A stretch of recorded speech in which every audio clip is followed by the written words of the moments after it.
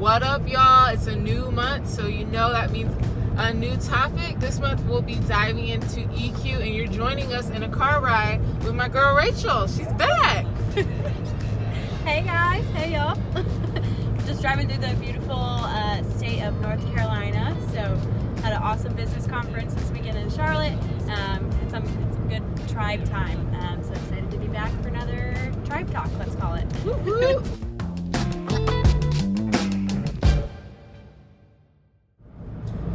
All right, so as I mentioned, the topic is EQ, standing for emotional quotient. So a lot of us know about IQ, you know, that's big in school or academia, business, job, whatever you have. But let's talk about EQ and how that impacts our life. I know when I started kind of trying to grow myself intentionally and I heard EQ, I'm like, I've heard of it, but I never paid attention. I never really thought about it, you know? How about you? Did you pay attention? No, not really. I think it was a somewhat new term to me. I think it's just part of the whole like self-awareness journey. But so yeah, to your point, we just brought up more focusing on IQ and how smart you are and what, you know, if you're getting good grades and things like that. So I think I was more of the mindset that like if you have a higher IQ, you're more successful. But I've just been doing a lot of learning and digging in with our tribe that's not always the case. In fact, it's more of the opposite, I'd say, that once you have a higher EQ, you're just more aware of all the things there are to learn. So yeah, newer to me as well. Yeah, and we were just listening to an audio in the car, and the person speaking was saying, you know, think about the students who are really, really smart in school. Now, I'm not talking about all the students who are really smart. I got some really smart friends. Their EQ is pretty cool, you know, they're awesome. But the really studious individuals, how was their EQ? You know, how was their emotions towards others? How did they socialize with others if they did? I'm not going to answer that, but just think about that and how important it is, especially if you're in a leadership role, to remember it's not just what you know, you know? Definitely. I think just building on that, like I think there's more to any person than just their intelligence. I think of course it's awesome to be knowledgeable about maybe whatever field you're in or whatever your subject matter is, but I think there's so much more to being back to just like self-aware, but in every aspect of your life. So with your relationships, like, you know, are you maybe kind of a blunt person and you don't recognize it, and maybe that, you know, can step on other toes, or maybe you're you know, constantly brushing off blame, always blaming other people whenever there's any sort of inconvenience to you, and not recognizing that it's always a two-way street.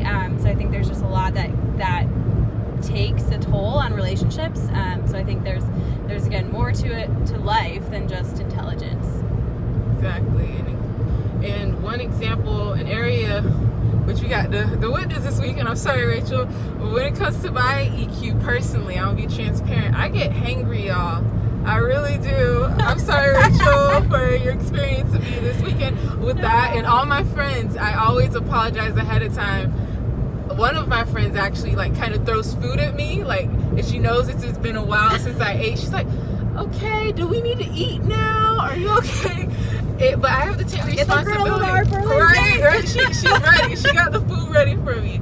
But I have to take responsibility for those moments, you know? And although I haven't changed in that area yet, I'm aware of it. You know, that's the beginning.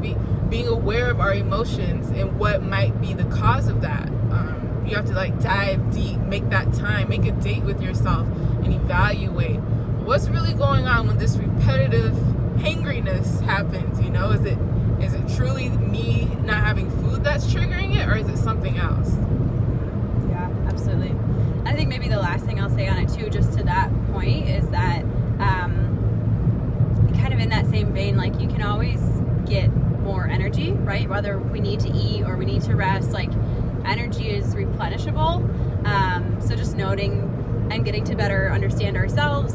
So whether that's not staying up as late or just recognizing the circumstances that go into whatever scenario is testing you in that moment.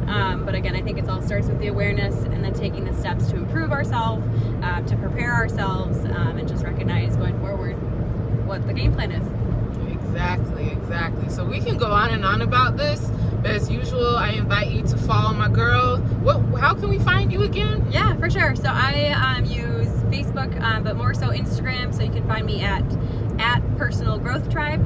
I'm friends with Lindsay, so I'm sure I'm hopefully tagged in some of her content. So you can find me through the handle there. Right, perfect. So make sure you follow her for more. Also, I challenge you this month, like we were saying, the root of everything we were saying is to get to know yourself. So block some time out. We talked about time management before. Block that time out. Take yourself on a date and really dive in and evaluate some of those emotions that you're aware of. Or even ask friends. If you feel like everything's great, ask somebody, hey, is there anything that might strike you emotionally I can work on? Of course, ask somebody you trust, not just anybody off the street. But as usual, thanks for listening. Subscribe below. And if you're interested in the tribe that we're in, the link to follow for that. So have a great July.